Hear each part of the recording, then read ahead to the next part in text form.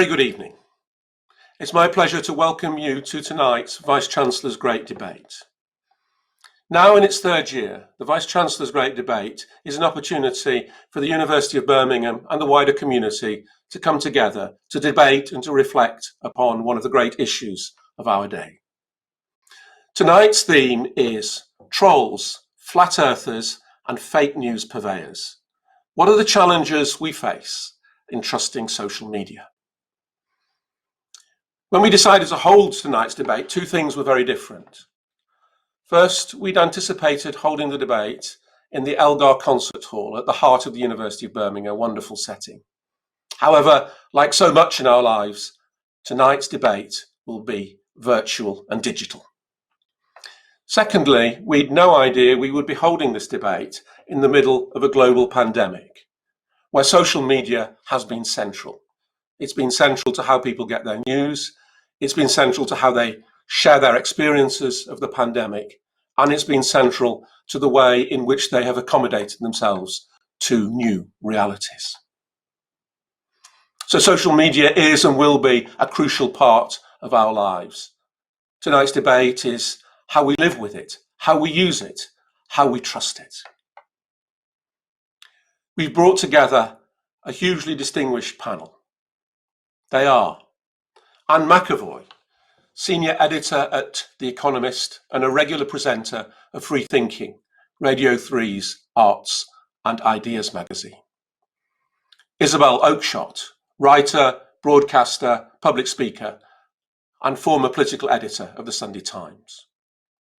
Will Moy, Chief Executive of Full Fact, the UK's independent fact-checking charity. And Professor Alice Roberts, anatomist, author and broadcaster, and Professor of Public Engagement in Science here at the University of Birmingham. And I'm delighted to welcome back Ritula Shah once again to moderate tonight's debate.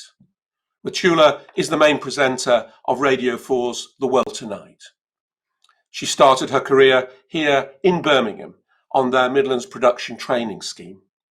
From there, she moved to the Today programme, editing it for 8 years before joining the BBC's World Service.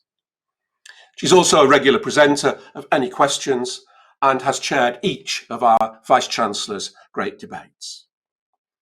Ritula, it's a great pleasure to welcome you back, and I am now handing over to you to steer this evening's great debate.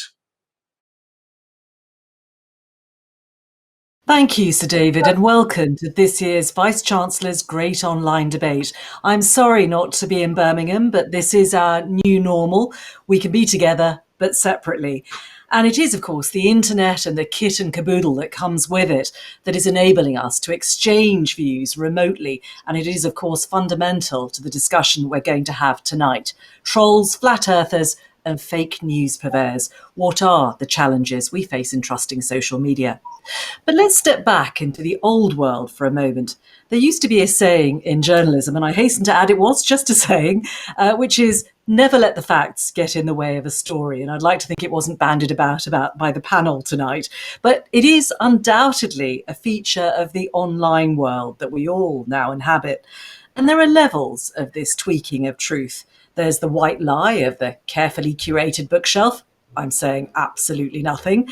There's also the sort of more serious political issue of the doctored political video. There are the loud, hyper-partisan voices unwilling to accept anything that doesn't fit inside their political bubble.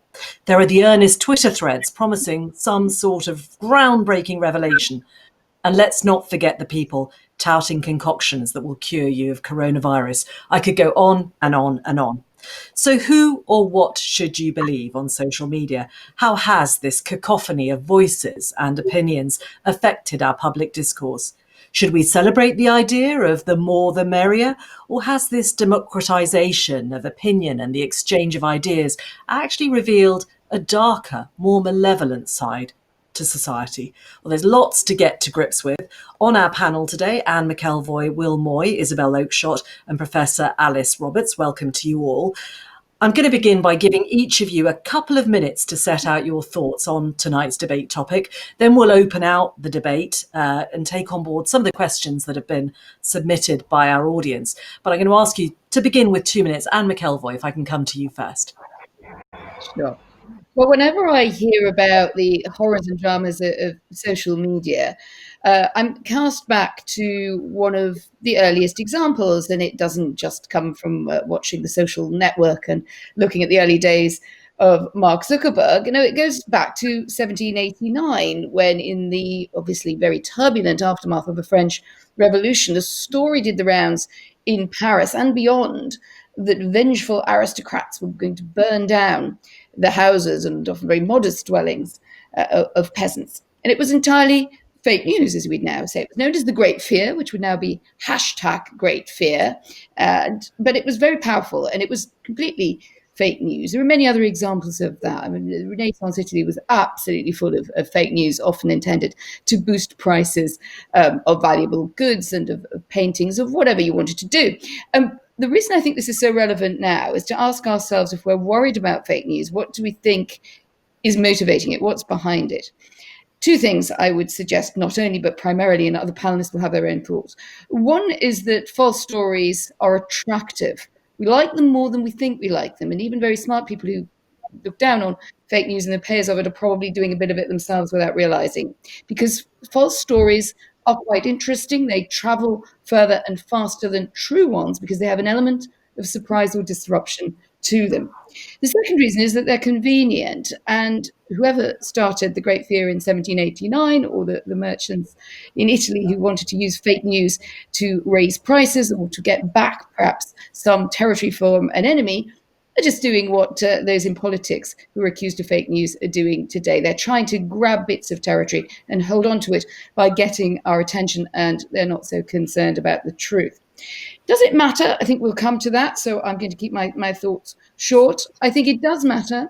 I think measuring the impact of it, however, is imperfect. And I think a lot of things that people think are fake news are often things that have some basis in truth that they may not want to hear. So they notice the distortion, but they don't notice the kernel of truth. I'm going to leave that there because I think I like Ritula's introduction about sayings of journalists. And one that I always remember when 24-hour news got going was never wrong for long. So that's going to be my point. We won't say who that refers to. Professor Alice Roberts, 2 minutes from you, please. Thank you. Well, I think it does matter, and it matters a huge amount. I think that it's very clear, especially in the situation we're in at the moment, that the powerful tools we have at our disposal for reducing human suffering, for making sure that we don't outstrip the capability of this planet to sustain us, are there and are within our grasp, and fake news threatens to diminish that. And that means having a negative impact on the planet more widely, but it also means having a negative impact on humans, and it does translate into loss of life at the end of the day. So we can look back to H.G. Wells, who wrote essays in 1936 looking forward to the democratization of knowledge, looking forward to a time when there would be a world brain, when all of our ideas were completely interconnected. And he celebrated that, and he thought that it would be a time of peace and harmony. Now that our ideas are interconnected and we do have this democratized access to knowledge, it's perhaps not quite as peaceful and harmonious as we expected it to be. But I think we can understand that if we think about the relationship between knowledge and power. There's always been a relationship between knowledge and power. There still is a relationship between knowledge and power. And I think that democratization is something that we should celebrate, but we also need to understand how that's going to destabilize some of our politics. We saw a shift from the way that knowledge was bound up with religious institutions. And let's not forget how outrageous it was when the Bible was translated into English, letting everybody read it for themselves. And we see a shift from religious institutions to governments, to the legal system, to media. And now in the 21st century, we're seeing another shift as well, So perhaps the instability is something that we should have foreseen. We should have been able to, or H.G. Wells should have been able to realise that perhaps it wouldn't be quite as harmonious a path, at least, as he expected.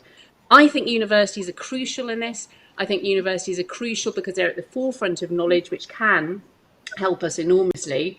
And they're also great institutions focused on education as well. And we need people to be able to spot fake news and to be able to distinguish that from real facts. Thank you very much. Isabel Oakeshott. Well, I think that the coronavirus crisis has really shone a fierce spotlight on the power of social media and the ills that fake news can do. But at the same time, it has also shown just how much of a force for good social media can be. If we look at, for example, Captain Tom Moore, that whole thing took off as a result of social media. So it's not just a negative force. And I think in terms of the impact, Anne was talking about measuring the impact. It's very obvious from the coronavirus just how powerful and real the impact can be. I was trying in preparation for this debate to get to the bottom of where the loo roll crisis began. Exactly why did everybody start stockpiling loo roll? And I tried to trace it back and actually had very little luck in this. But I do remember right at the beginning of March being in a hairdressing salon for rather a long time. And the hairdressers there were all talking about the need to stockpile loo roll. Now, this was well before lockdown was even a thing. And my sense is that they almost certainly got this loo roll thing from Facebook, and then it spiraled. And once it builds up momentum, it then has a kind of self-fulfilling prophecy. Word goes around that loo roll's about to run out, and before you know it, the shelves are empty. And we saw that spilling over into all sorts of other goods that there was absolutely no need for anybody to be stockpiling because there were no food shortages. So this impact is really very real. In terms of just how severe the impact is, I think that the what Trump likes to call the mainstream media has such an important role here.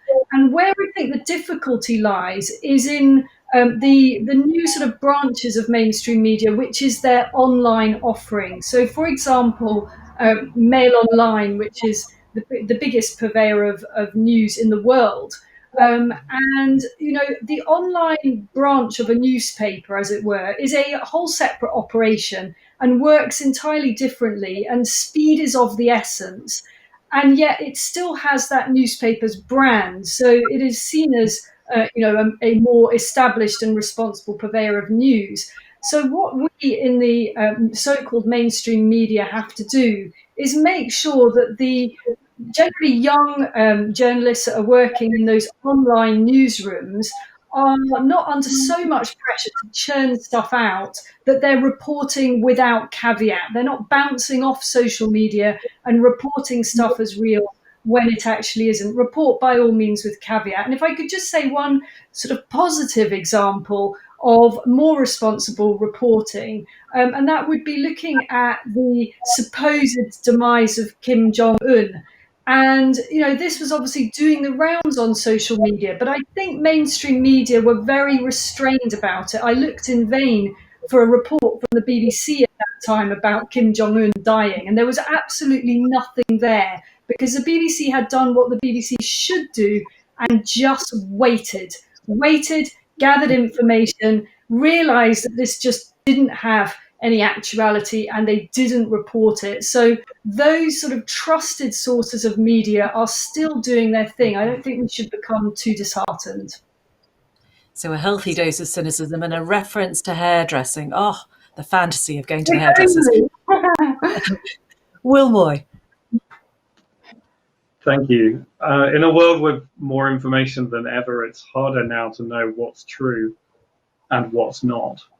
And all around us, we see people exploiting that difficulty for political gain or financial gain, or hurting other people by being careless about the facts they spread.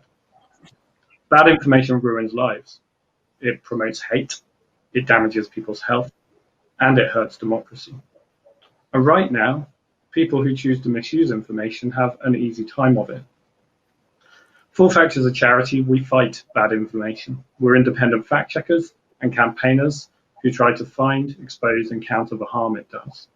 And we do that in a few different ways. Firstly, we're a direct source of information for the public. Millions of people come to Full Fact to get information they feel they can rely on, fact-checking important claims in public debate. Secondly, when we spot things that are wrong, we ask people to correct the record. And thirdly, when we spot patterns in how bad information comes to affect public debate, we intervene and ask for systems changes, whether it's from government or from newspapers in how they handle corrections, or official statisticians in how they communicate, or now more and more the internet companies in the choices they make about the information all of us see.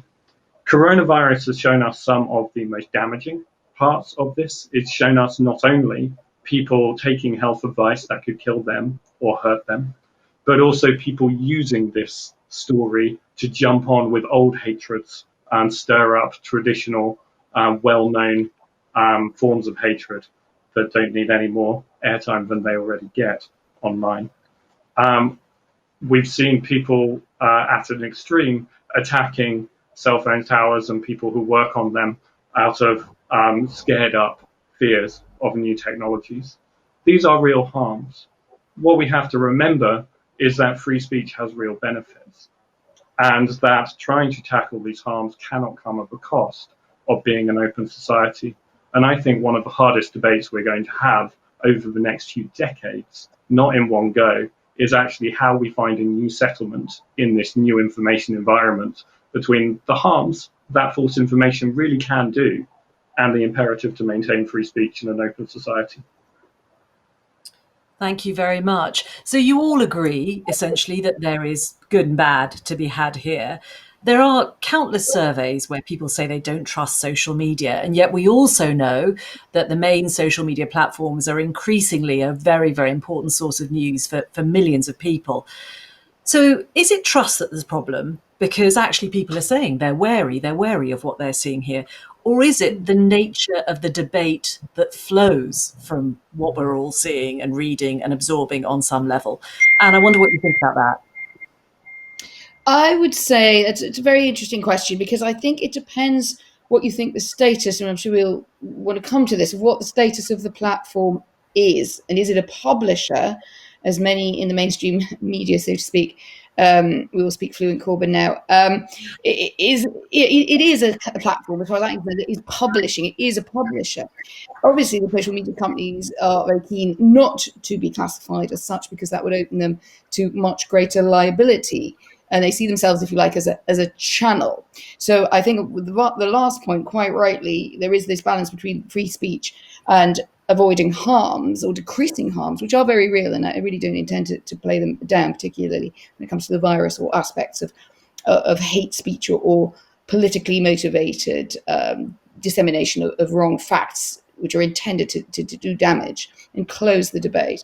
But I do think in the end, I think it can come close to just complaining about humankind. And I think if you're looking back, and I just chose a couple of things from history, we will always see that fascination with something that is new, which is spicy, which is disruptive, and which may also, and quite often is, wrong.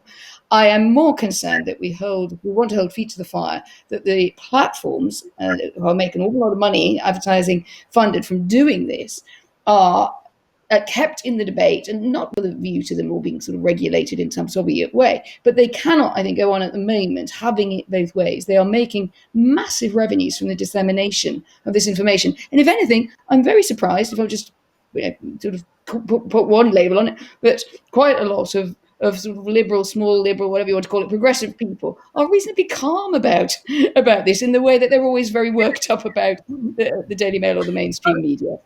We heard Mark Zuckerberg this morning saying that Facebook is going to take down articles that promise false cures for coronavirus and 5G misinformation and so on. Is that enough? Will Moy, is this question of trust one that we should place firmly on social media companies rather than in our own hands? I don't think we should get too hung up on the question of trust. People's self-reporting of who they trust and under what circumstances is deeply unreliable, ironically. And of course, we've had highly influential media outlets that many of the public would say they don't trust to tell the truth for decades.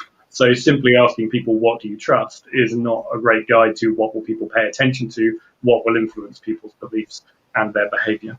What people are paying attention to in the older generation is still TV. TV is still the largest source of news in this country, and it's worth remembering we have not shifted fully into the online world we will be in.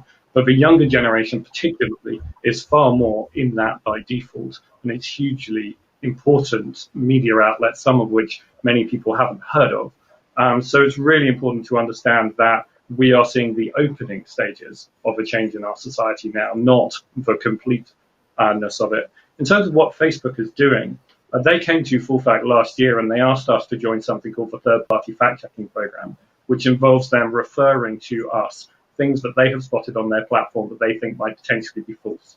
And if we fact-check them and find them to be false, they will flag that to users of Facebook and say, you're thinking of sharing this. Before you share, would you like to read this fact check? People still have the choice to share or not to share, but they get that extra information from independent fact checkers at that point.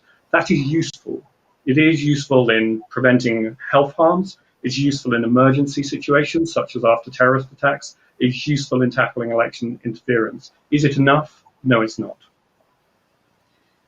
Isabel Oakeshott, what would be enough then? I like the idea of promoting cynicism. In a sense, people should be more critical of what they're looking at, journalists and the consumer of the information. But who else should we turn to? There is this constant fine line between regulation and free speech. Yes, absolutely. I mean, I think there's a sort of generational opportunity here. We can start now during this lockdown by all home educating our children as best we can to ask about what the source of something is. This is something, you do a degree at university, you're relentlessly taught to do. What is the source? I studied history and it was indoctrinated us to look at, with a critical eye at who was saying what and why. And of course, as a journalist, that is crucial. You're always having to think when you're given information, what is this person's agenda? What could they be using me? Why do they want to get this out here? And crucially, this sort of sense that if something seems too good to be true, if it's too funny, if it's too ridiculous, then it probably isn't true. So it's sort of getting the new generation who are going to be, as Full Fact was saying earlier, they are going to be transitioned. They're already transitioning into a arena in which the traditional media is playing a minimal part, taking a very critical starting point to everything they see. By all means, share it and laugh at it and, have some fun with it, but know the difference. And that actually can be really difficult. I mean, I was thinking back to one of the early really funny videos that went round at the beginning of the lockdown of what seemed to be the Chinese authorities cracking down on a local resident who had refused to stop at some corona check borders, and he appeared to be sort of trapped under a giant fishing net. And it was actually a really funny video. And I still don't know whether it was true or not. It was it could have been true. Who knows? So you just got to, not take it as gospel. And if you're that interested, look into it. But, having that skeptical starting point. Alice Roberts, you talked about the role of knowledge, the role of universities, of education. But where does this balance lie? Who has to take responsibility if we are going to make sense of what we're seeing? I think everybody does. So I agree completely with Isabel. We educate our children. We ask them to be critical, to look at sources. As universities, we have a role to play. The funding bodies have a role to play. The way the funding bodies look at our research, all of that is part of the discussion. So I think it goes from individuals all the way up to institutions and then up to government as well. And is there a role for regulation if you think there's government responsibility? I think there's government responsibility to about integrity and about sources of information, and it's very worrying when we have leaders questioning trusted sources of information. and trying to cast aspersions on those, because we do have situations where people are saying, yes, I'm being critical about my sources. It's just that they're not trusting the sources we would like them to trust. If we think that there are sources which are generally speaking about doing good in the world, about looking after people, not about territory grabbing, but about looking after individuals and looking after the planet, we somehow need to shift it towards that. But it's very difficult. I mean, Birmingham was host to the UK's first Flat Earth Convention. I don't know if our Vice Chancellor was aware of this a few years ago. Not the university, but Birmingham itself was host to a Flat Earth Convention a few years ago. And a researcher went along to that convention just to try to understand the arguments and try to understand what people were saying and why they were coming up with this idea. And what they were saying was very similar to what Isabel was saying. They were saying we must be critical about our sources. But what they were saying is we must not trust the scientists. We must not trust the main... Very different conclusion. Well, let me open it up to the questions that we have, and we've had lots of really great questions. Trevor Hardy, actually, this flows very nicely from what you were saying, asks, as scientists, we use logical inquiry and empirical data to find the facts and dispel misinformation. How do we convey these scientific facts to people that are either unwilling or incapable of understanding the empirical facts presented to them? Well, Moy, this is kind of your day job. I mean, it is a challenge, isn't it? People don't always want to believe what is presented to them. And once there's evidence to suggest, once the untruth is out there, it's quite hard to unpick it. Yes, although that evidence actually, when people tried to reproduce it, turned out to be hard to reproduce. And that's the scientific process for you in a nutshell. Knowing what you know at any one point, you may know something different further down the line. And that should engender a certain amount of humility in all scientists. That business, that description in the question of we use empirical knowledge to get facts that can drive decisions. Well, let's start by examining that a little bit. There's a lovely study which presented people with a table of data and asked them to find the trends in it. And then they put the labels on the table of data, which were about gun control, and asked them to have another go. And what they found was, of course, once people knew the topic, their brains kicked into gear and we did all the things we do as humans. And they came up with answers that they liked based on their political views. But people who are highly trained in numbers had more tools in their toolkit to help them do that. So even those of us who are striving to provide rigorous factual evidence should start by being a bit humble about what that looks like and recognize not just the limits of our process, but the limits of our knowledge. That famous question, whose GDP? It's not yours, it's not mine, it's yours, actually has a grain of truth behind it. Our reliance on aggregate and average views of the country can tell a very full story about many people's lives and in some cases most people's lives. So having said all that, having been realistic about the limits of knowledge and being open with that about people to give them power, not take power to the experts, then the next thing is actually communication is hard. And the people who are really good at finding knowledge are not necessarily the people who are really good at communicating knowledge. And we have some brilliant examples of people who can cover both sides of that equation. We're very lucky, and I'm sitting in this panel with Alice, and I'm privileged to do that. But there are not that many academics who are equally comfortable on both sides of that line. The career structures for academia do not reward academics taking the time to put into that kind of work. I've been really pleased to see the work of the UK and a changing Europe on the Brexit debate, which has pushed academics into that space very fruitfully. But we need to recognize that communication is a skill and a discipline and needs tools that we need to encourage into the academic space and vice versa.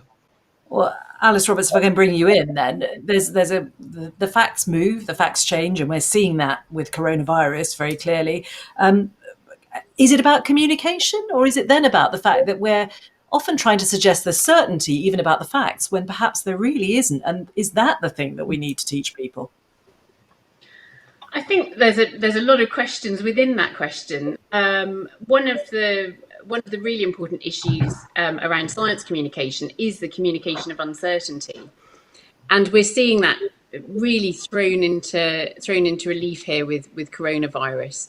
because it's a time of high anxiety and it's a time of enormous uncertainty, and people are reaching out for certainty.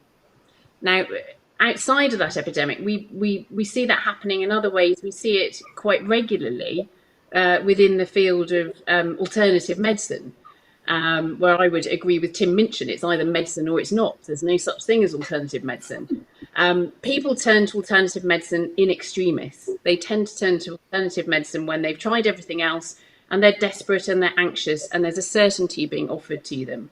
And that's what we're seeing. You know, there lots and lots of cures that have been floated out there for coronavirus. You know, some of which have emanated from some of the world's great leaders. And you know, we're seeing people wanting to grab certainty in a time when actually the science itself is uncertain. And it was interesting that the Royal Society came out this week with Brian Cox saying, you know, it's really important that we don't deliver that message of certainty, because that's how we're going to lose trust. If we say we are following the science, then we're going to lose trust. The science is not monolithic. Science is a process. And the data we have is constantly evolving, and the predictions are constantly evolving, and our response should be constantly evolving. So we need to McElvoy, the conversation. If I can bring you in, that's a subtle and a nuanced answer. There isn't the space, is there, necessarily to be that subtle and nuanced on social media? Well, that's a fair point, but I think I have a few challenges to what I've heard. One would be that the idea from the questioner of you know, what you're going to do about people who are either resistant to messages about, was particularly about science, but I think we could sort of take it more broadly about sort of truthful accounts when you have strong anti-truth vectors in social media. And that in some ways people might be incapable of understanding. Well, I find that too lofty, and I think it's a tone I think universities have to be a bit careful with, if I could just put it that way, back to the gentleman asking the question. Because one of the reasons, frankly, that Birmingham isn't hosting more flat earth conferences, or that bigger institutions which transact knowledge haven't bought into it, is because it's been disproved. So something did move on there. You will always have a few people who believe that Elvis is on the moon. You always have flat earthers. More damagingly at the moment, we're seeing really, for me, one of the most interesting and disturbing movements is how many educated people are taking to the anti-vax movement. It's not always about, and there's a slight suggestion around incapable, that you're just a bit too stupid. You know, what can we do? Hey, it's so difficult dealing with you. I think when we get into that, and I'm not saying academia is the only place that does this, I think aspects of the media do it, aspects of politics do it, and certainly in the Brexit debate, it's been a tone. It's like, what can we do? They're so stupid. And I think when you get there, you've lost the argument. So someone's being incapable, and it's probably, it may not be the people that you think it is. But I would say we do know that there can be turn points in these arguments, either tragically because people are affected by the consequences of their actions, coronavirus. One hopes not so much with the anti-vax movement, but it is there, and you all know that it is there in what has happened with the uptick in measles and mumps. People do learn; they're very capable of learning. It's often too long a process. What we should be looking for is how we shorten that process and how we make that information or correction appealing and not just a lecture. Isabel, I am going to come to you, but I just want to drop in. It's interesting. Another one of our questioners, Rachel, actually picks up a similar point. She says, does the misinformation spread on social media simply not reflect a gap between ways of communicating current science and the average member of the general population? And is this gap not perpetuated by elitist academic institutions, paywalled journals, and writing in language not understandable to the general public? I throw that in there, Isabel, because it's again a similar point to the one we're discussing. Yes, I mean, I think as a breed, academics are very poor communicators. When I was political editor of the Sunday Times, I used to dread dealing with academics because their world was very much on the one hand, but on the other, and round and round and round we would go in our conversations with me trying to get something that was quotable, and there would be far too many caveats. And you know, when you're reporting, what you want is something crisp and clear. This is why it's so wonderful working for the Daily Mail, because everything's black and white in Daily Mail land, and that makes the job much easier. And I think academics don't help themselves with that lack of understanding about how the media works. And it's fine if there's uncertainty, but they've got to be clear about the fact there's uncertainty, and there are ways of communicating uncertainty. And I think that has been a massive problem in the coronavirus crisis. I mean, look at what's going on now with the teaching unions, who are asking for evidence, and not just evidence, but proof in some cases, that there won't be a risk if we open the schools again and bring children back. Look, there's never going to be proof that there's no risk, and something's gone very wrong in the communication of the science around coronavirus, where a apparently respected enormous trade union can actually use language like that. So I would appeal to academics to be much crisper in their line of arguments, and to understand better how the media works, what they're looking for. And unfortunately, it does sometimes mean producing sound bites. It doesn't mean that you have to be false to the information as you understand it. You just have to give a bit more clarity. And if you don't know, say you don't know, and we're going to have to live with that. Alice, I'm going to let you come back briefly and then we'll move on. Yes, I do think, I mean, just picking up on that particular clash and communication breakdown, because that's what it is. I think that there are problems on both sides. If you've got some people saying, we want you to demonstrate that it's absolutely safe for us to make this change, whilst on the other hand, you have politicians saying, it is absolutely safe. And that's what we've had. So somehow we need to get back into the nuance of it. The politicians should be saying, we will make it as safe as we possibly can. They cannot make these guarantees. And if they make those guarantees, they lose trust. And of course, immediately the teachers are going to go, you can't make that guarantee. We should come back to social media because that is what we're here to discuss. Obviously, coronavirus is a big part of it right now. I want to turn to Chris Collinge's question. He or she says some countries have introduced legislation to curb fake news, such as Singapore's Protection from Online Falsehoods and Manipulation Act. However, with governments around the world becoming increasingly censorious and autocratic, are we between the devil and the deep blue sea? Isabel, I wonder what you think about that. And I should say that act allows for 10 years imprisonment for breaking the law. And the government says, obviously, it's to protect people from online falsehoods. Critics say it's a way to silence criticism of the government.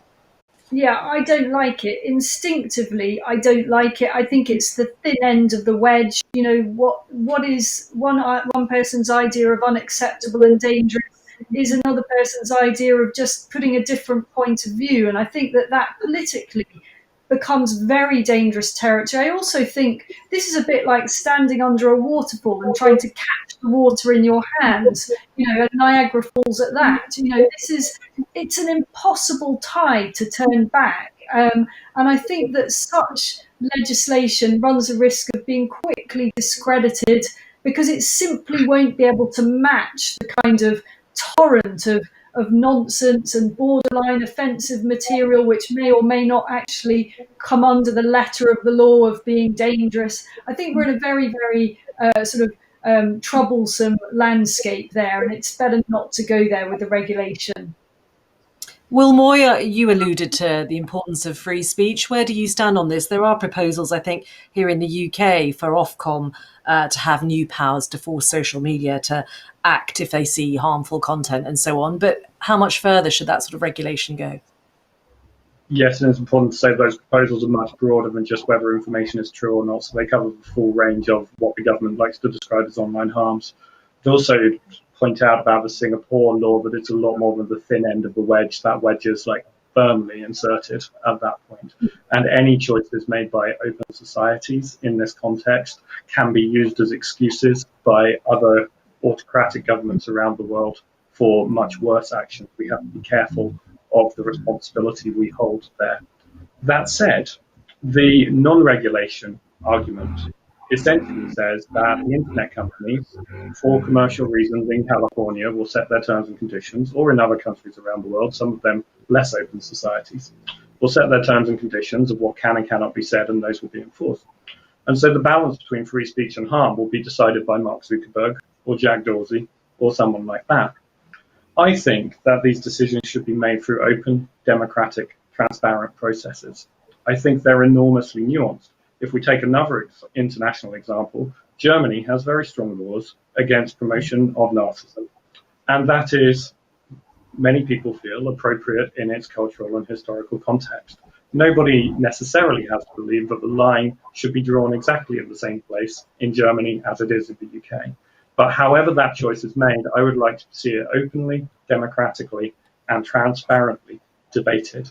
That is not happening at the moment because Parliament has dodged the issue. Alice, I wonder where you stand on this.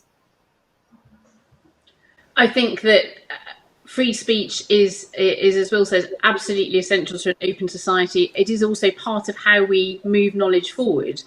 And Isabel, right at the beginning of this debate, flagged up the fact that social media isn't all bad. You know, there are really good aspects to it as well.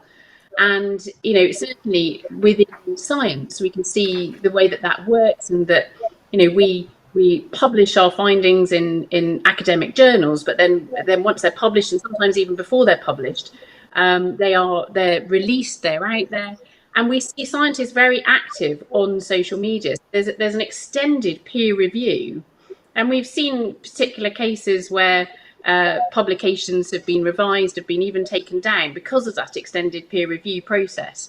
So I think that the opportunity has to be there to have those open discussions, whether it's about politics and where you draw the line, or, you know, whether it's about science itself. The conversation is useful, and then we have to work on how we lessen the damaging information that gets out there. I mean, I certainly feel on social media that scientists have a massive job to communicate with the public. We should be training our scientists much better. We should be tooling them up with skills to communicate better. We should be partnering with other organisations and other individuals who have those skills as well. And, you know, we need to be getting our voices out there. There is this flux, there is this Niagara Falls, but somewhere within it, we need to be pumping out the trusted information as well. Anna, I just wonder, though, everybody's defending free speech, and if Singapore's law is a rather extreme example, what do you say to those who point to the bullying that goes on social media, that would say that, in a sense, it can be simply a license to speak with impunity? Well, I think it should. I mean, I think there is a bit of a license to speak with impunity. I mean, if you're a defender of free speech, that's what you believe.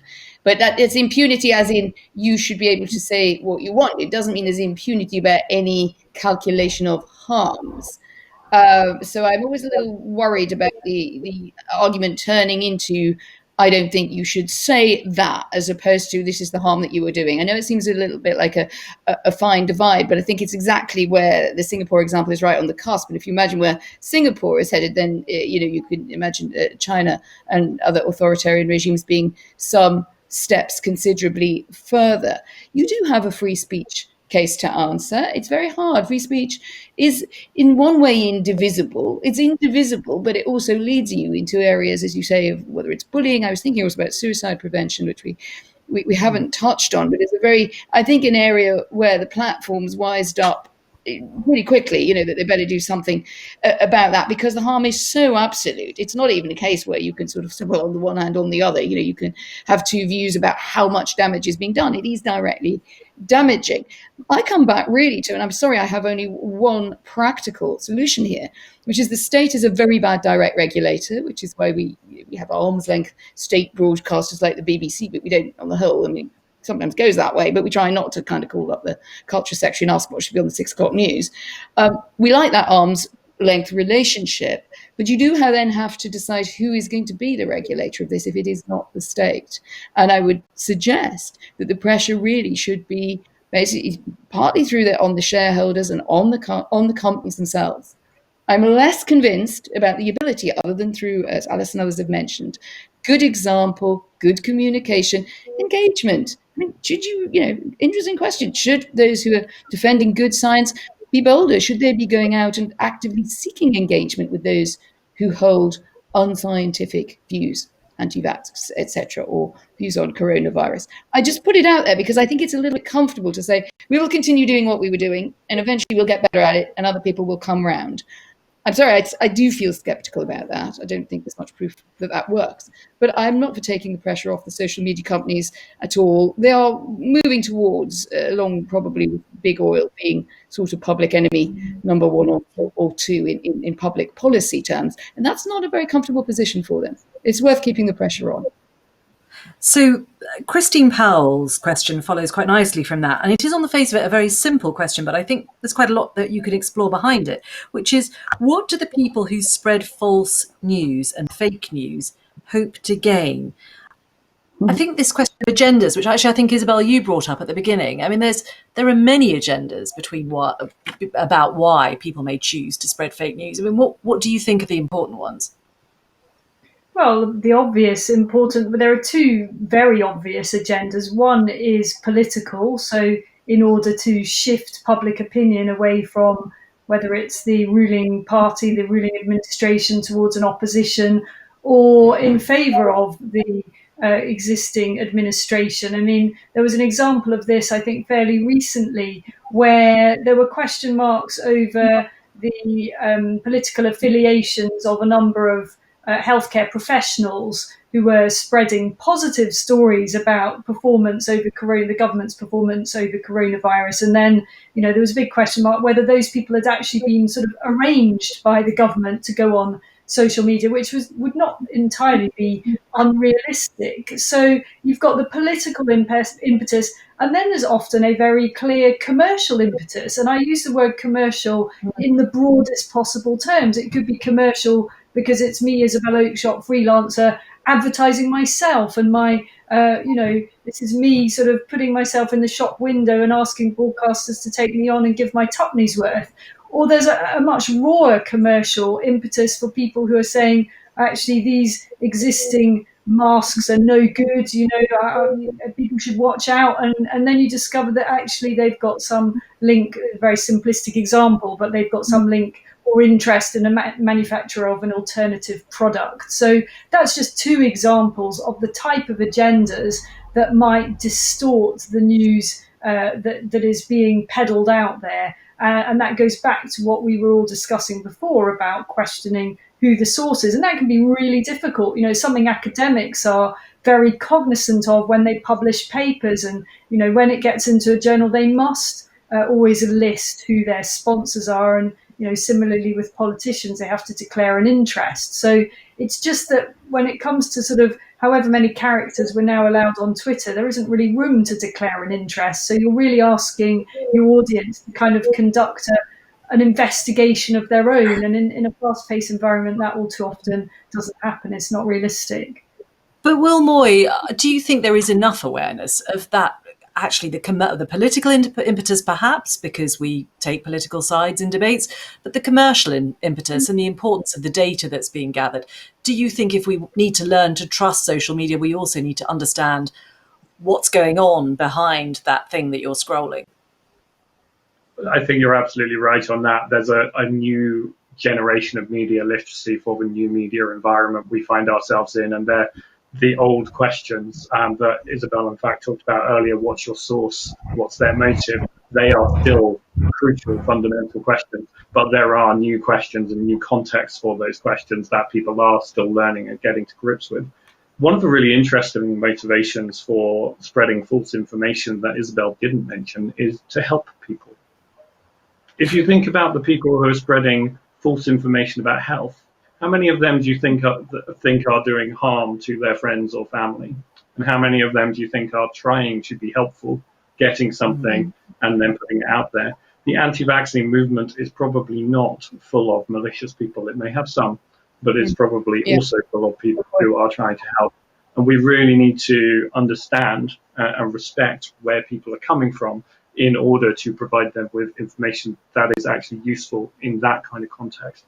So there's a lot going on here that needs disentangling, and taking it back to that argument about should there be regulation, who should be making these decisions? The answer should be that we are making proportionate responses to specific causes of harm. So when you think about legislation in other areas that restricts people's free speech, it is normally tightly drawn.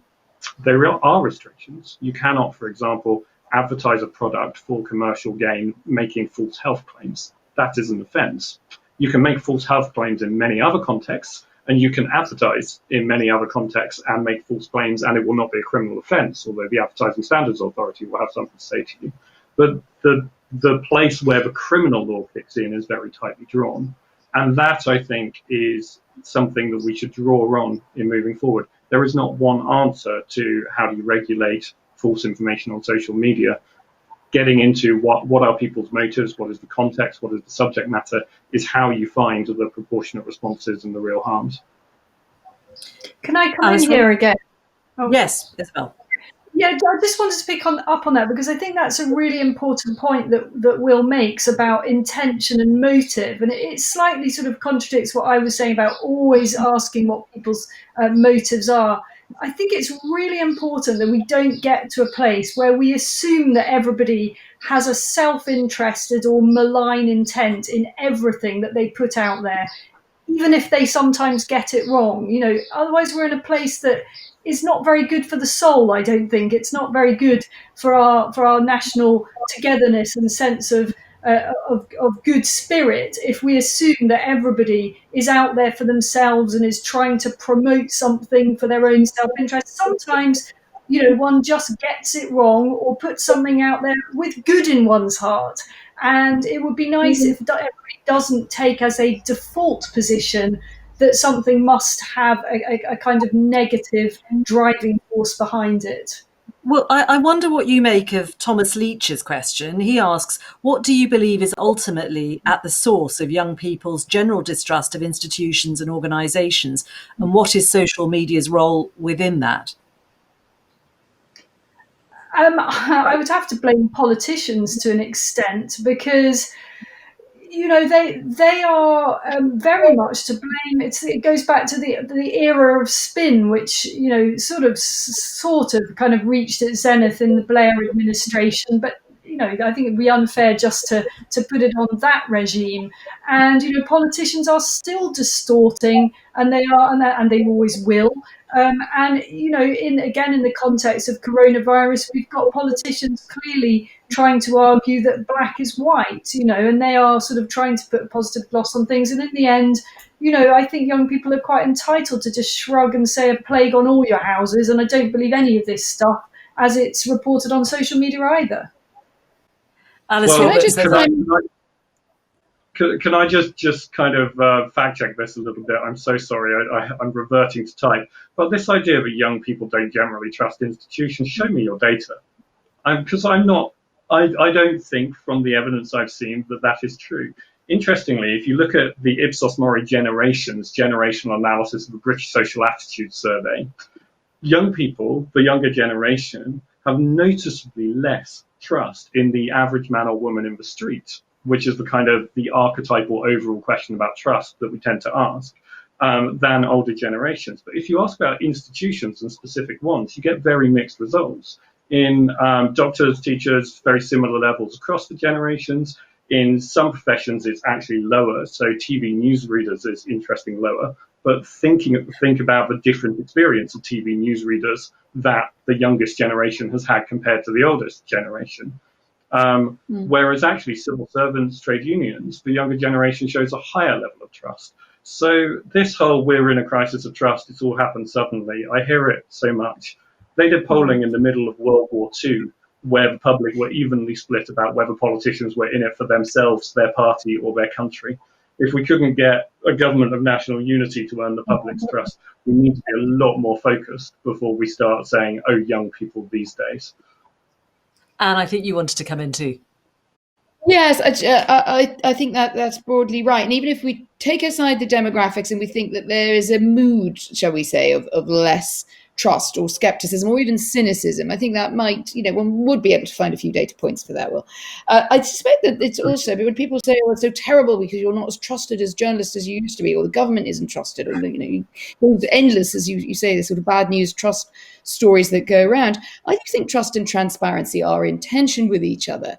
And I think even in, my age, whatever I'm now going to admit to, shall we say, in the prime of midlife, that I grew up in a much more trusting world, and in some ways we trusted institutions that shouldn't have been trusted. And the reason that we had, in a number of realms, both in organised religion, sex abuse scandals that were clearly going on at the time, of which we had little insight, knowledge, and certainly didn't have the information to do anything about at scale. Or if you look at Jimmy Savile, the BBC was a great example there of someone who was just trusted who should not have been trusted. I'm sorry, they're both from the same kind of area, and I don't mean that it's only about sex abuse, but the more you open up to transparency, the more that you have lots of people, the democratic will involved in lots of decisions, I think you will see trust ratings heading downwards, or at least not likely to become stratospheric any day now. And broadly speaking, I think that's okay. If anything, I will take my gamble on transparency over trust.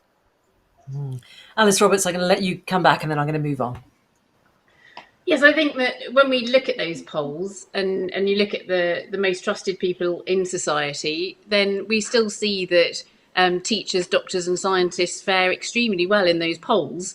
So it would be wonderful to be hearing more from those people. And I think that really just underlines, the fact that those individuals have a huge role to play. And Anne, I think you mentioned earlier, and perhaps I misspoke, or I didn't. I said we should be getting the information out there, but we absolutely should be combating the false information as well. And we've seen fantastic examples of where that's worked incredibly well. Discovery a few years ago did a very strange fictional documentary on mermaids. I don't know why. I don't think it was. I don't think they had a cynical intent. I think they thought it was probably funny, but a lot of people believed it.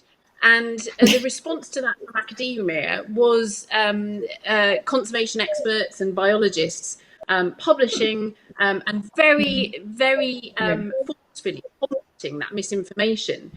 And in fact, although Discovery proceeded to make a couple more of those documentaries, eventually the public negativity about those documentaries, which was largely driven by the scientists, meant that the chief exec of Discovery said, we won't be making any more of these fake documentaries.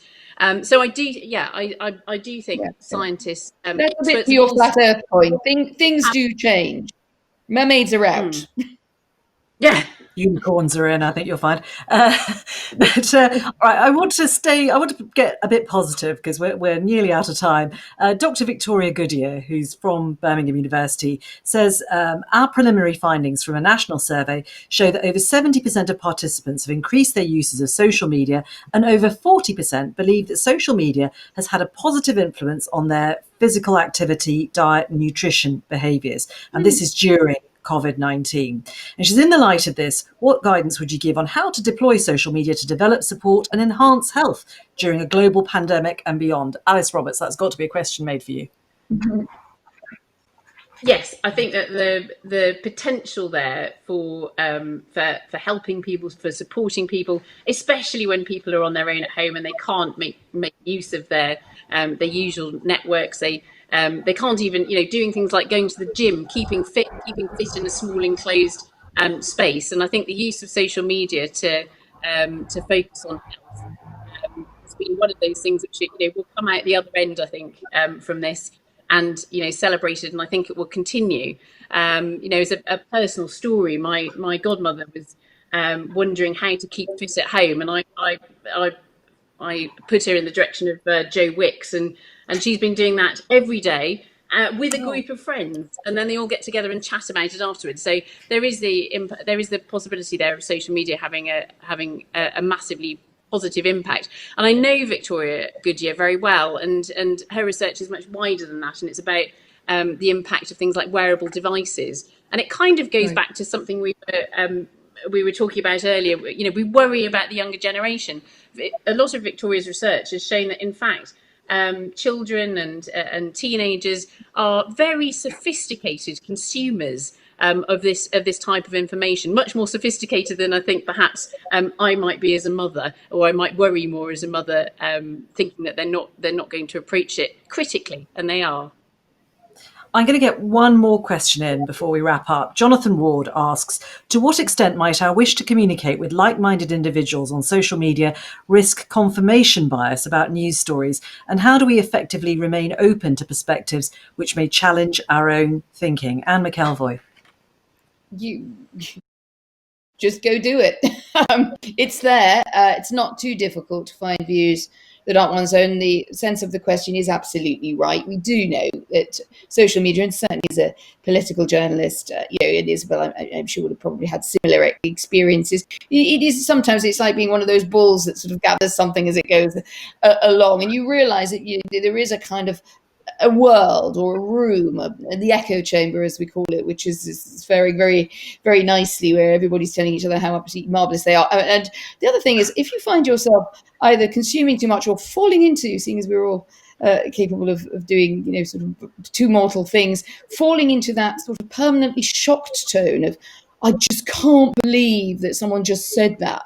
That's actually a good flag. That's the flag that you need to go somewhere else. And it doesn't mean you need to go to the wilder shores of dystopian disinformation. But if you really can't believe that people think differently from you, then it's time to make some new friends, real or virtual. Well, Maureen, but how much of a problem is it? Do we all exist in political bubbles? Is confirmation bias as big a problem as we think it perhaps is? Confirmation bias is a habit we all have, but on the bubbles, actually, the initial research again turned out not to be as strongly reproducible as you might think. So the kind of academic evidence of that is weaker than the headlines it got. But let me just put it more simply. When you went to the pub a generation ago, or even 6 months ago, did you go with a politically diverse group of people who challenged you in all kinds of ways? Or did you go with your mates who are quite similar to you and think a lot of the same things as you and read the same things as you? Come on. So we've always lived in bubbles. Alice Roberts, how damaging or how much should we worry about it?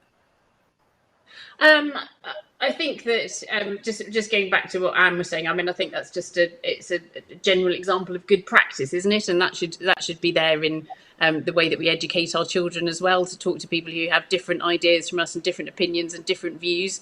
That's the way we shape our own views. And just because we get to a certain age doesn't mean our own views aren't capable of changing. We should always be testing them.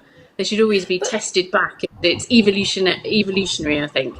I think two things, just to respond to what you were saying, two things though that strike me isn't one of the things the deluge of information that we have on social media, which isn't quite like the 4 friends down the pub, and secondly, that actually, if you dare sometimes to express a contrary opinion, you will, and I suspect Isabel can testify to this, you will get brickbats thrown at you in no short order. Now that I think is a really fair challenge, and I'm conscious I'm on a panel with 3 women. The role of women in public life at the moment compared to men is much harder, because if you stick your head above the parapet, you get a kind of abuse that I think men are not subject to. And that kind of polarized conversation online does inhibit what people choose to say, I think, in a damaging way. So yes, I think there can be an enforcing of conformity that is made much easier through the kind of publicness of social media debate. I think everything that Alice and Anne said about you choose what you take in, and you can think about having a healthy information diet is the easier side of the equation. But how do you stop people being put off being in public debate is something that does make me nervous. Alice, did you want to come back? Yeah, the debate, social media has to have etiquette. It has to have rules of engagement in the same way that any social interaction does. And I think that, we don't get anywhere if it starts to be violent in terms of the language. And that what we want is good, robust debate where people do actually respect each other. And I think that level of respect is incredibly important. And there's no, that does fall down from time to time. And I've had to go off Twitter for periods of time when it gets outrageous. So I know what it's like. I haven't ditched it entirely. I'll go away, I'll let it calm down, and then I'll come back to it. But I don't think we should shy away from those more difficult conversations, and I don't think we should shy away from having conversations on social media with people with polar opposite views. You know, I've had conversations over the years as an evolutionary biologist with creationists who I actually know are not going to change their mind, and they know I'm not going to change my mind. But we can have civil debate about what we believe, and I actually think it's useful, not necessarily in terms of moving on my thinking or moving on their thinking, but in a social platform like Twitter, for instance, there's a lot of people listening around the edges who will be interested in that debate and who will get something out of it, who may not have made their mind up yet. And, you know, maybe at the end of it, they'll make their mind up in a way that I wouldn't have preferred them to, but that is the nature of an open society and free speech and freedom of expression. Isabel, I'm going to give you the last word on all of this, on online bullying. Yeah. Who should be able to, you know, should you be up for the brickbats if you're going to put your head above the parapet? Well, I mean, I'm a professional feather ruffler, so you know, I really do speak from bitter experience on this. I'm always amazed by how many people who absolutely loathe me and don't agree with any of what I say actually follow me on Twitter. This is a kind of sport for them. But I would say, sort of in defence of trolls, and I do hate it. I get exhausted by it and dispirited by it. But sometimes it does actually act as quite a good check on my own thought processes. You know, sometimes I like to see a robust alternative point of view, and it will actually slightly change my position. So this is a useful two-way thing. I'm in no way wanting to defend the misery of a pylon. You know, it is absolutely awful being on the receiving end of that, but you do tend to know when you tweet something provocative that it's going to happen. And sometimes, just sometimes, it makes you slightly modify your opinion, and that must be, to some extent, a healthy process. It's just a pity it has to be so unpleasant. In defence of trolls, not a phrase you hear very often. Fascinating conversation. I think we've learnt a little bit about being cynical, a little bit about perhaps those higher levels of trust than we imagine. Thank you very much to all our guests tonight. Thank you to Isabel Oakeshott, Anne McElvoy, Professor Alice Roberts and Will Moy. Thank you to all of you for your questions, and thank you to the University of Birmingham for hosting us all. So David, back to you. Ritula, panellists, thanks very much. If we'd been doing this in the Algar Concert Hall, I'd have been walking on to rapturous applause for a wide-ranging, fascinating, deeply engaged debate. So thank you to you all. I suppose in reflecting on what we've just been hearing, I'm left with probably three big reflections. The first is this, that sitting behind this is a sort of concern that some people have that the power of elites has diminished. And that's probably a really good thing. If you go back to printing, if you go back to the Reformation, what were people objecting to? They were objecting to the fact that people who had been excluded were now included, people who were powerless now had power. And what we see with social media is a massive extension of the enfranchisement of people. And I think, you know, if we're Democrats, we've got to believe that that is a good thing. But it's also, from time to time, a challenging thing. And quite a lot of the time this evening, the panel's been talking about truth. And sometimes truth really doesn't matter. You know, I think Manchester United is the finest football team. I think Jim Clark was the greatest motor racing driver.